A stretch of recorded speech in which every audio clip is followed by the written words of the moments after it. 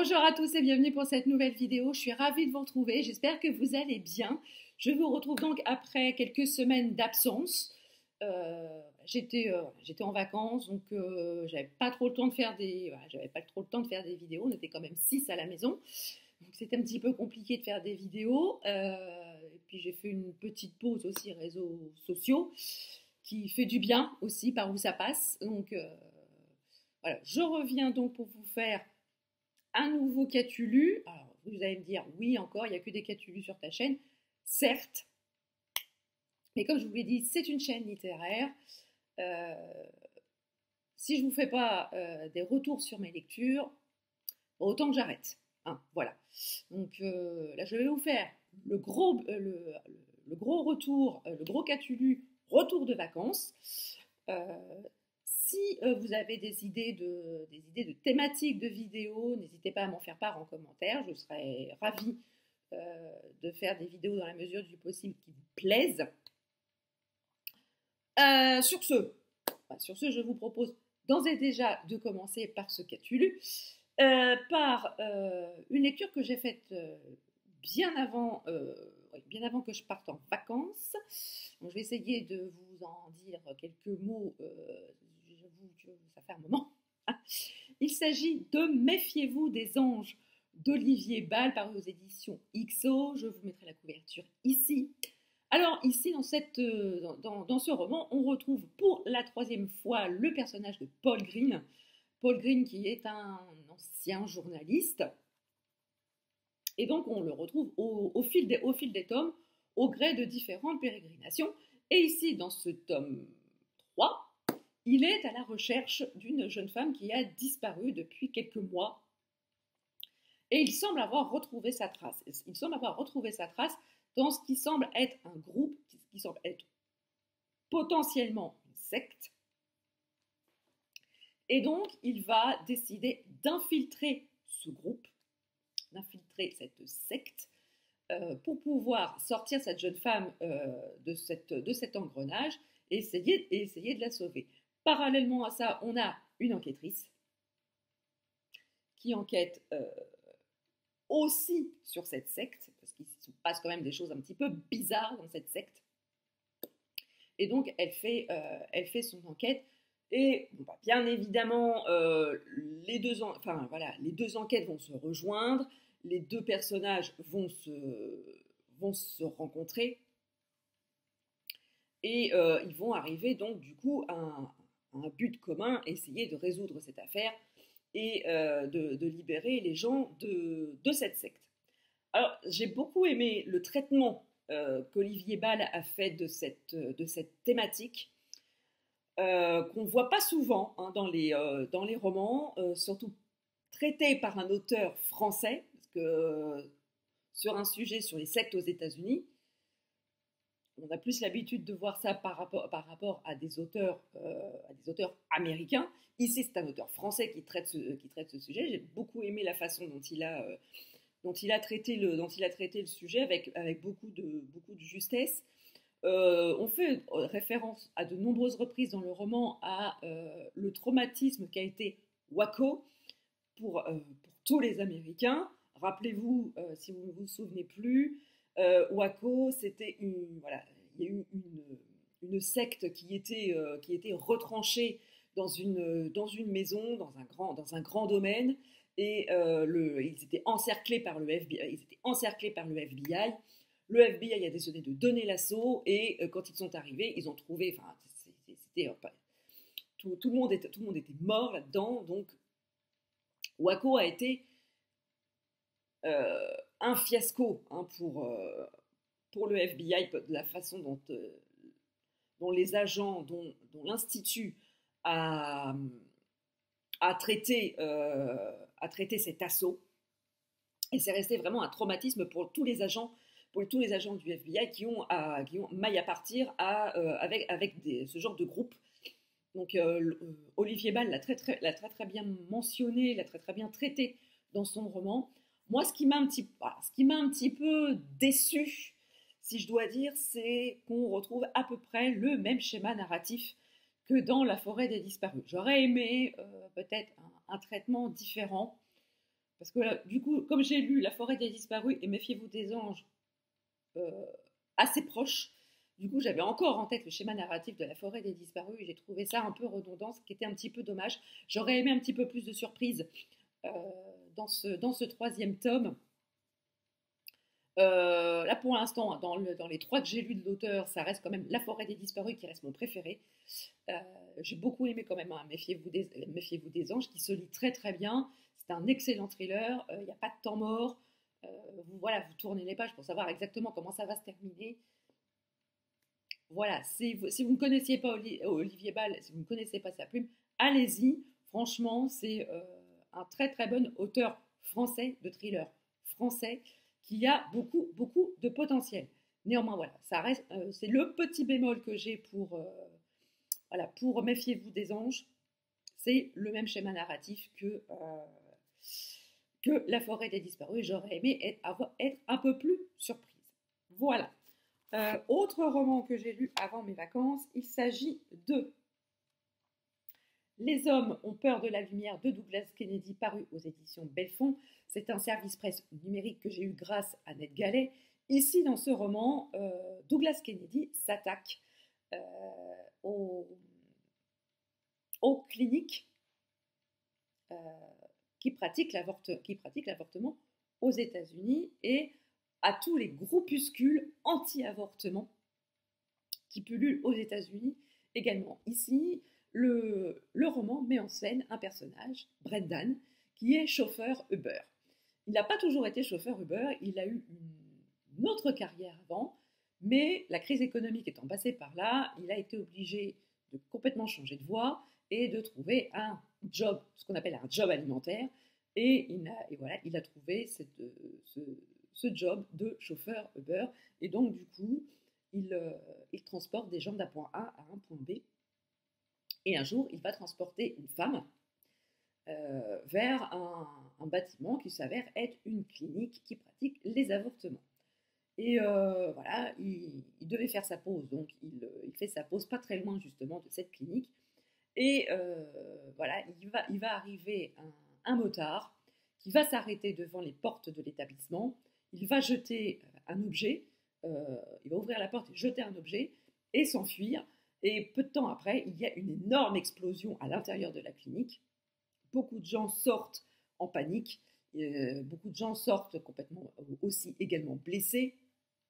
Et la femme que Brendan avait déposée à l'entrée va sortir et va s'engouffrer dans son taxi et elle va lui demander de quitter les lieux. Brendan, quant à lui, il est choqué par ce qui s'est passé et on se dit mais pourquoi est-il aussi choqué justement? Parce que oui, ok, c'est traumatisant. Il a vu la personne jeter le cocktail Molotov dans la clinique. Il a vu des gens en flammes. C'est extrêmement traumatisant. Mais on sent qu'il y a quelque chose de plus profond dans ce choc. Et donc, du coup, l'auteur explique pourquoi Brendan est aussi choqué, tout simplement parce que sa femme fait partie d'un groupuscule anti-avortement. Et donc, pour lui, cette affaire le touche beaucoup plus personnellement.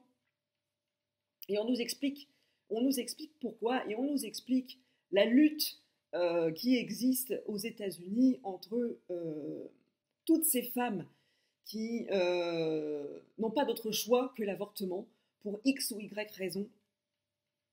Et parallèlement à ça, tous ces groupuscules qui prônent la vie, qui sont contre l'avortement, quelles qu'en soient les raisons, parce qu'on ne tue pas un fœtus. Pour eux, un fœtus est un être humain, et quelles que soient les circonstances de la grossesse, on doit mener cette grossesse jusqu'au bout.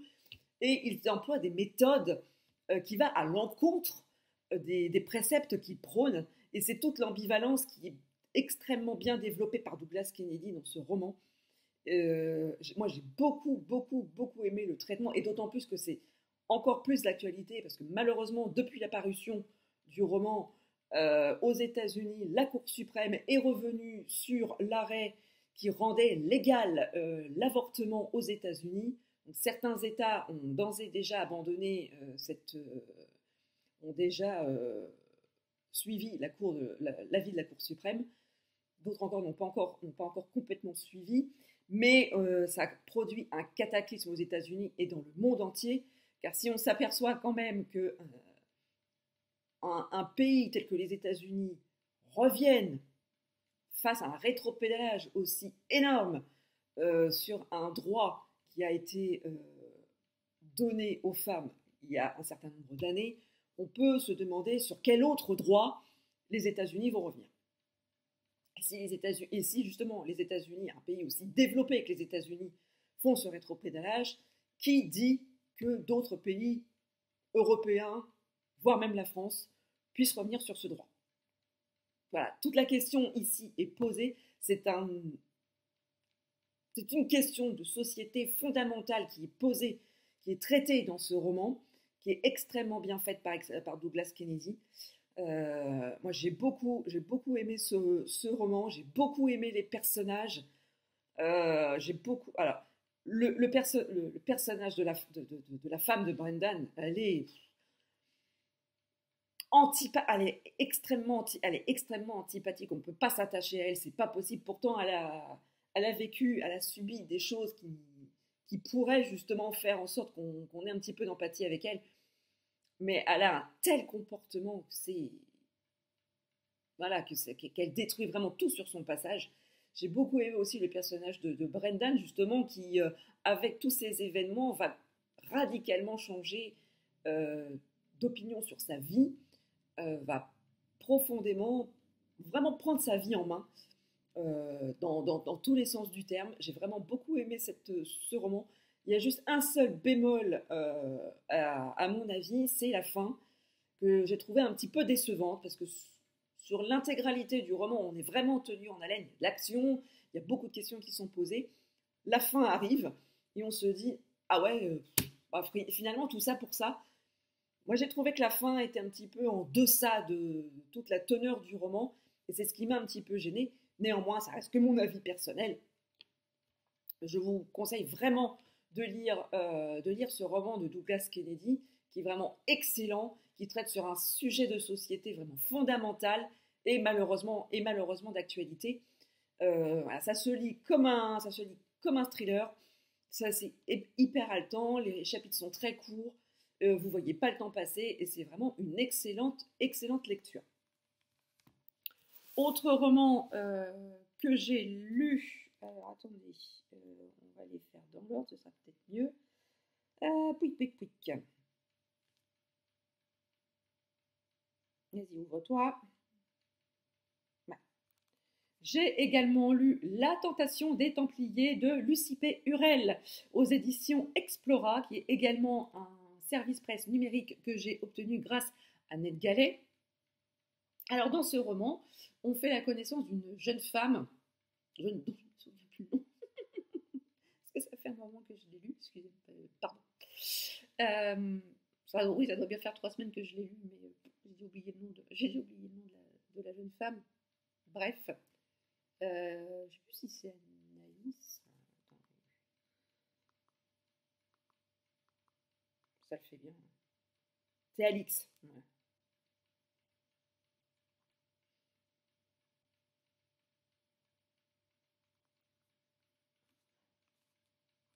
Voilà. Donc, on fait donc la connaissance d'Alix, qui est une jeune noble. Et dès le premier chapitre, on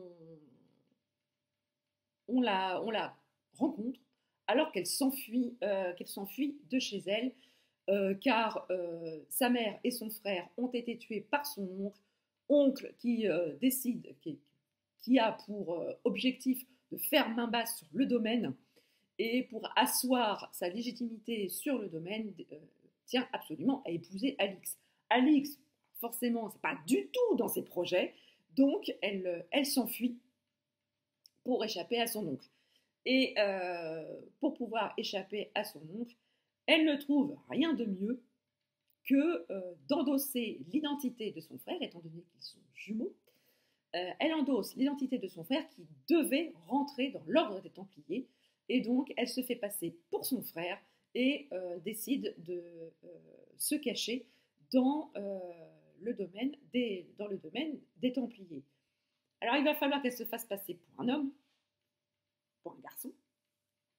Il va aussi falloir qu'elle apprenne les us et coutumes des Templiers, ce qui va occasionner un certain nombre de situations un peu ubuesques quand même. Mais moi, ce que j'ai beaucoup aimé dans ce très court roman, c'est qu'on en apprend beaucoup sur les règles des Templiers. Moi, j'aime beaucoup déjà cette période historique des Templiers, où toutes les légendes et les fantasmes alimentent la littérature et le cinéma. Parce qu'on a toujours la légende des Templiers, c'est la légende du trésor des Templiers, ces chevaliers de Dieu qui se battaient sur différents champs de bataille, aurait accumulé un certain nombre de richesses et les aurait cachées à la chute de l'ordre des Templiers, à la mort de leur fondateur. Je ne vais pas dire d'ânerie, mais à la mort de leur fondateur. Et donc cette légende du trésor des Templiers a énormément alimenté la littérature et le cinéma. Et donc ici, on voit les pérégrinations de cette jeune femme qui a décidé de se grimer en garçon pour se cacher d'un oncle extrêmement malveillant, mais obligée de se grimer en garçon pour pouvoir avoir une vie à peu près normale. Hein, parce qu'on est quand même en l'an de grâce 1100 ou 1200 et des cacahuètes, donc autant vous dire que la place de la femme là-dedans, à part rentrer dans un couvent ou épouser un homme et savoir tenir une maison, on ne leur demandait pas grand-chose. Bref, donc on a tout ce périple de cette jeune femme. Elle va rencontrer beaucoup d'hommes, évidemment, dans son noviciat, et notamment un jeune homme, un jeune noble. Alors autant dire que leur relation dès le départ n'est pas au top, hein, mais on voit leur relation se développer. Donc on se doute quand même qu'à terme, il va y avoir une romance. Voilà. Mais c'est pas vraiment le cœur du roman. J'ai beaucoup aimé ce roman historique. Ça se lit très vite, les chapitres sont très courts. On en apprend énormément sur l'ordre des Templiers, la fonction des Templiers et aussi leur code interne. J'ai vraiment beaucoup aimé ce roman qui nous immerge dans le Moyen-Âge et dans le temps des Templiers. Si vous êtes fan aussi de cette période historique, je vous encourage à lire ce roman de Lucie P. Hurel aux éditions Explora, qui vous fera passer un excellent moment. J'ai également lu durant cette période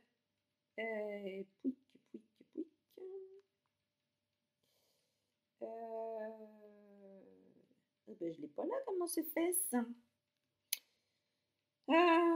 Crotte de bique. Alors, excusez-moi, hein. Je devrais passer un petit... Ah ben voilà, il était là. Il est là.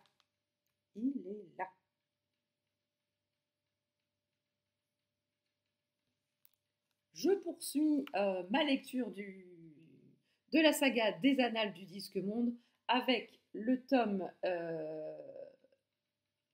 5, Sorcellerie, donc du coup de Terry Pratchett, toujours aux éditions de La Talente. Ici, c'est le premier tome du cycle des sorcières. On fait la rencontre. Au tout début du roman, on a un enfant qui a, semble-t-il, des pouvoirs extrêmement particuliers qu'on pensait complètement disparus sur le disque monde. Il est sourcelier. Sourcelier, on va pas dire, c'est la magie infime. C'est la magie ultime, la magie de toutes les magies, celle qui peut avoir, donne tous les possibles. Pour ça, on a donc du coup cet enfant au tout début du roman auquel on va confier un bourdon, comme tout mage, qui se respecte. Et ensuite, on passe à autre chose. On oublie complètement cet enfant. Et on retrouve un personnage qu'on a vu dans d'autres romans précédents. Il s'agit de notre bon ami Rincevent. Rincevent, le mage, qui n'a de mage que le nom, qui est un peu, voire beaucoup, voire très maladroit avec la magie, qui a très très peu d'atomes crochus avec la magie d'ailleurs, et son inérable compagnon, le bagage. On le voit poursuivre son voyage et il va faire la rencontre d'une guerrière un peu à la what the fuck, hein, quand même. La personne de Conina, qui est la fille d'un barbare qu'on a déjà rencontré dans un tome précédent. Et là, on voit sa fille qui a la force de son père et un humour à peu près. Et donc, du coup, elle va former un duo avec Rincevent. Ils vont faire un périple tout au long du Disque Monde. Et ils vont devoir... ils sentent bien qu'il se passe quelque chose avec la magie. Ils se rendent donc à la fameuse université de l'invisible, université qui regroupe et qui forme tous les mages. Et là, ils vont s'apercevoir que tout est parti en sucette et que un sourcelier est arrivé et qui est en train de foutre le bordel dans le Disque Monde. Et donc, il va retomber sur les maigres épaules de notre ami Rincevent de redresser tous ses torts. J'ai beaucoup, une fois encore, aimé ce tome. On revoit des personnages des tomes précédents. Alors, le bagage m'a fait mourir de rire. Parce que là, si vous souhaitez voir un bagage, un coffre, boire dans un bar, parce qu'il est très malheureux, lisez ce roman. Et si vous voulez voir aussi les guerriers de l'Apocalypse complètement pétés, foncez sur Sorcellerie. Je ne vous explique pas pourquoi, je ne vous explique pas comment, mais quand vous lisez cette scène, c'est possible. Même les guerriers de l'Apocalypse peuvent être bourrés. Bref, moi j'ai beaucoup aimé. J'adore cet univers d'humour au 2e, 3e, 4e degré. Dans cet univers de fantaisie, il y a tous les codes de la fantaisie, la magie, les animaux, enfin les créatures fantastiques, les héros malgré eux, un pauvre Rincevent, encore une fois qui va en faire les frais. J'ai vraiment adoré, je continue encore avec plaisir ma lecture de cette saga. Bon, j'aurais pas terminé à la fin de l'été, de l'été en série, mais je pense que je vais continuer, hein, malgré la fin de l'été en série, à me plonger dans cette saga qui, je pense, va me porter quand même assez loin. Mais en tout cas, voilà, si vous souhaitez vous immerger dans le monde, c'est le premier tome du cycle des sorcières. Donc si vous voulez commencer par là, si vous voulez lire un seul cycle, commencez par le cycle. Commencez par Sorcellerie, le premier tome du cycle des sorcières. Voilà. Ensuite, j'ai lu Albertine de José Carelli aux éditions Inception. Je l'ai lu en lecture commune avec ma copine Caro de la chaîne Miss Caro Livre. Alors ici, on découvre Julien, le personnage de Julien. Il est très voilà, il a vécu un deuil dans sa famille. Il est très renfermé, très malheureux. Il est encore sous le choc de cette perte. Et un soir, il va trouver sur le pas de sa porte une petite fille. Il ne sait pas qui elle est, il ne sait pas d'où elle vient, il n'a aucune idée du pourquoi, du comment elle est arrivée devant sa porte. Mais bon, il l'invite à rentrer chez lui. Et et il va la garder un petit peu avec lui. Donc ils vont apprendre à se connaître tout en... Alors, bien que pendant ce temps-là, Julien essaye tant bien que mal de joindre les services sociaux parce que, voilà, c'est quand même un adulte avec une petite fille qu'il ne connaît pas. Voilà, les voisins vont se poser des questions. Alors, bien que Julien annonce à ses voisins qu'il s'agit de sa nièce, bien qu'il n'ait pas de frères et sœurs, c'est quand même un petit peu compliqué. Donc, il sent bien que cette couverture ne va pas tenir très longtemps. Et donc, on les suit tous les deux dans leur apprentissage. Ils vont apprendre à se connaître. Euh, Julien ne comprend pas Albertine. Elle a, des, Elle a par moments des réflexions et il sent bien que c'est une petite fille qui cache quelque chose. Parce que certains soirs, il y a une grande lumière qui jaillit de sa chambre. Il ne sait pas d'où vient cette lumière. Il se doute quand même que ça vient d'Albertine, mais il n'est pas très sûr de lui. Et il se demande vraiment qui est cette petite fille. Et donc, voilà, on suit leur histoire. J'ai beaucoup aimé la plume de l'auteur, tout en délicatesse et en poésie. Malgré ça, j'ai eu énormément de mal à m'attacher aux deux personnages. Julien, c'est un handicapé des sentiments. Il a énormément de mal à faire sortir les sentiments qu'il a en lui. Euh, Dire s'il est malheureux, s'il est heureux, ça sort pas.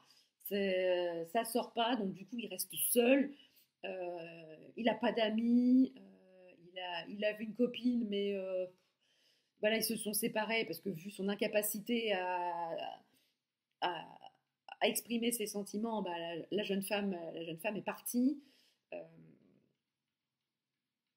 donc voilà, c'est un peu compliqué. Puis alors Albertine, même si la petite fille est touchante et attendrissante, j'ai eu du mal avec ces deux personnages. Très concrètement, j'ai eu aucune empathie avec Julien. Et puis arrive la fin. Arrive la fin, et là, la fin a un petit peu rattrapé les deux tiers du roman. Euh, c'était une très jolie fin, très douce, très poétique, un peu comme tout le roman, comme la plume de l'auteur. Mais voilà, c'est pas un coup de cœur, c'est pas une grosse déception, c'est pas une grosse déception non plus, même si voilà, j'ai eu du mal à me... C'est une lecture que je ne regrette pas d'avoir fait, mais au niveau des personnages, bah, quand vous avez du mal à vous attacher aux personnages, bah, vous avez du mal à aimer le roman quand même. C'est un petit peu compliqué, même si je vous dis la fin rattrape un petit peu cette sensation de malaise vis-à-vis des deux personnages. Euh, voilà, la fin rattrape un petit peu, même si voilà, pour une fois n'est pas coutume, ce n'est pas un coup de cœur. J'ai pas un gros coup de cœur sur ce roman. Ça, c'est resté euh, une lecture plaisante, mais vraiment sans plus. Et je pense que Caroline il me souvenir qu'en discutant avec Caroline, on a eu à peu près le même ressenti toutes les deux. C'était voilà, c'était un petit peu compliqué au niveau attachement des personnages de, de ce roman. Voilà. Alors, ensuite, je vais terminer avec euh, ma dernière lecture. Oui, bah c'est bon, je vous ai parlé de tout. On est quand même à 30 minutes, hein. On est quand même à 30 minutes. J'ai lu également, grâce à Ned Gallet, l'Académie du disque d'argent de Lucie P. Hurel, toujours aux éditions Explora. J'ai lu les deux tomes disponibles du coup sur Ned Gallet, le tome 1 et le tome 2. Le tome 3 n'est pas encore disponible. Je ne sais même pas s'il est encore écrit d'ailleurs. Donc je vais vous parler du tome 1 et du tome 2 ensemble. Ici, là, l'autrice, elle s'est quand même grandement inspirée de l'univers de Harry Potter, si ce n'est que cet univers a été transposé dans l'espace. Ici, on va faire la connaissance d'Emma, qui est une jeune femme qui a intégré l'Académie du disque d'argent afin qui se trouve sur la Lune afin de faire des explorations sur la Lune et sur les planètes environnantes afin de créer un habitat pour les terriens qui souhaitent venir peupler la Lune, voire d'autres territoires habitables. Et donc, elle est rentrée dans cette académie en toute confidentialité, car ses parents, enfin sa famille n'est absolument pas au courant. Il y a énormément pour toutes les personnes qui ont intégré les personnes majeures qui ont intégré l'académie, ils sont obligés d'avoir une couverture pour leur famille et leurs proches afin de cacher leur appartenance à cette académie. Cette académie qui est divisée en 4 grandes maisons qui ont pour nom des constellations. Emma fait partie de la constellation de Cassiopée. Elle va se faire beaucoup d'amis dans et quelques ennemis aussi dans cette académie. Et Emma, elle a un traumatisme quand même. Elle a perdu son papa quand elle était très jeune. Son papa qui faisait beaucoup d'explorations sur Terre et lorsqu'il était très souvent absent et elle lui en voulait beaucoup de les laisser sa petite sœur et sa mère le plus souvent seules. Elle lui en voulait et lors de sa dernière expédition, elle lui a dit des mots très durs. Et son papa n'est jamais revenu de cette expédition. Il a trouvé la mort lors de cette expédition. Et du coup, Emma en ressent un énorme traumatisme. Et c'est pour ça qu'elle a voulu intégrer l'Académie du disque d'argent pour pouvoir conserver ce lien avec son papa qui était un éminent scientifique. Et elle veut se montrer la digne héritière de son père en sortant diplômée de cette académie. Donc dans le premier tome, voilà, on apprend un petit peu comment ça se passe sur l'Académie du disque d'argent, quels sont les cours, on fait connaissance des professeurs. Pour moi, le tome 1 a été une énorme introduction au tome 2. C'est une très très grosse introduction. Il se passe pas énormément, il n'y a pas énormément d'action, on nous apprend énormément de choses. Et on va apprendre la vérité sur la disparition du père d'Emma. Je ne vous dis pas comment il a disparu, mais ça va lui faire un choc, évidemment. Et elle va se mettre en tête de découvrir ce qui s'est réellement passé, avec l'aide de ses amis, bien évidemment. Et ils vont découvrir que, malheureusement, l'incident qui a coûté la vie au père d'Emma est l'arbre qui cache la forêt, et que ça cache quelque chose de beaucoup plus énorme et qui menace l'intégralité de l'humanité. Voilà, donc voilà pour le pitch de départ. Le tome 2 est beaucoup plus dans l'action. J'ai préféré le tome 2 au tome 1, car il se passe énormément plus de choses. On fait la connaissance d'autres personnages, dont un qui m'a beaucoup plu. J'ai vraiment beaucoup aimé ce personnage qui m'a beaucoup fait rire. Ça donnait un petit peu une touche d'humour dans les moments de tension. Alors par contre, Emma, j'ai beaucoup de mal avec le personnage principal car elle est extrêmement égocentrée. Voilà, il y a qu'elle qui souffre, il y a qu'elle qui est triste, il y a qu'elle qui peut trouver les coupables, il y a qu'elle qui peut trouver la solution, il y a qu'elle qui peut affronter tous les dangers, il y a qu'elle qui est capable de trouver toutes les solutions pour sauver l'humanité. Bref, elle a besoin de personne pour s'en sortir.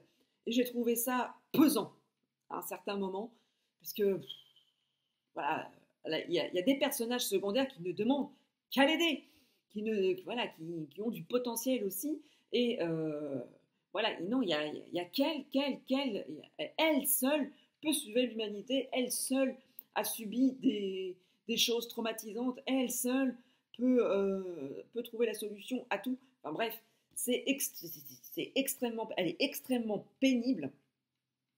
Alors c'était un peu, voilà, c'était pas très flagrant dans le premier tome. Alors dans le deuxième tome, c'est extrêmement flagrant. On on peut pas passer outre. Et notamment à la fin, c'était insupportable, c'était vraiment insupportable. Mais bon, il s'est quand même passé bon nombre de choses. Je lirai le tome 3 parce que j'ai quand même grandement envie de savoir comment ça va se terminer, bien que je voudrais voir quand même jusqu'où l'autrice va aller dans ce tome 3, parce que pour moi c'était une duologie, donc j'étais assez surprise de voir qu'il y avait un tome 3. Mais c'est vrai qu'en lisant la fin du tome 2, force était de constater que ça a amené une suite. Voilà. Mais si vous aimez les romans de science-fiction, forcément si vous avez aimé Harry Potter, vous pourrez aimer ce roman. Alors ce n'est pas la transposition pure et dure de Harry Potter dans l'espace. Il y a des références à l'univers de Harry Potter, mais il s'agit bien d'une histoire à part. C'est une nouvelle histoire qui se déroule dans l'espace avec d'autres personnages, bien qu'il y ait beaucoup de références à l'univers de Harry Potter. Donc voilà, moi j'ai bien aimé, malgré le bémol que j'ai sur le personnage principal. Néanmoins, c'est une très très bonne histoire de science-fiction qui pose beaucoup de questions sur notre rapport à la Terre, au numérique, aux nouvelles technologies. Ça pose quand même beaucoup de questions de société, d'actualité, et ce qui est le développement qui en est fait est quand même assez intéressant dans ce roman. Donc voilà, je vous encourage à découvrir l'Académie du Disque d'Argent, le tome 1 et le tome 2, qui sont disponibles sur NetGalley et sur d'autres plateformes et autres librairies Bon. Je sais pas où est-ce que je sais pas où est-ce que je partais. Moi, je partais encore une fois dans mes délires. Bref, j'espère que cette vidéo vous a plu. J'espère que je vous ai donné envie de découvrir les romans que je vous ai présentés. N'hésitez pas à me dire en commentaire si vous aussi vous les avez lus, ce que vous en avez pensé. Je serais ravie de discuter avec vous comme à chaque fois, vous le savez. Si vous avez aimé cette vidéo, n'hésitez pas à mettre des petits pouces en l'air. C'est hyper important pour le développement de la chaîne. Si vous n'êtes pas encore abonné à la chaîne, n'hésitez pas. C'est gratuit, ça fait plaisir et ça ne fait de mal à personne. Sur ce, je vous laisse. Je vous souhaite une très très bonne journée. Je vous souhaite de très très belles lectures et je vous dis à très bientôt pour une prochaine vidéo. Ciao.